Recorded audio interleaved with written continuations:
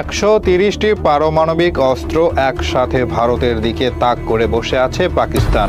আর দিল্লির বুকে এখন প্রতিদিন তাপমাত্রা বাড়ছে ভয়, অজানা, আতঙ্ক আর ধ্বংসের গন্ধে।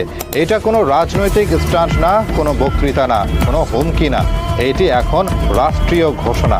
পাকিস্তানের একজন সিনিয়র মন্ত্রী সম্প্রতি সরাসরি ঘোষণা দিয়েছেন 130টি পারমাণবিক অস্ত্র ভারতের উপরে নিশানা করে রাখা হয়েছে, আর সে অস্ত্রগুলো ব্যবহারের জন্য সম্পূর্ণ প্রস্তুত। এই লাইনটা দিল্লির গোপন কক্ষে রাত্রির ঘুম উড়িয়ে দিয়েছে। ভারত ভেবেছিল নির্বাচনের মৌসুমে জাতীয়তাবাদী নাটক করে জনগণের মন পাবে, কিন্তু এবার বিপরীত দিক থেকে বাস্তবতা এসে গলা চেপে ধরেছে। পাকিস্তান আর কথা বলছে না, ওরা এবার অস্ত্র হাতে তুলে নিয়েছে।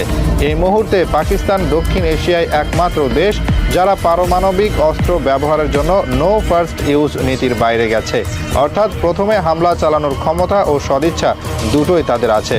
ভারতের প্রতিটি বড় শহর দিল্লি, মুম্বাই, চেন্নাই, বেঙ্গালুরু, হায়দ্রাবাদ, কলকাতা সবই এখন টার্গেট লিস্টে।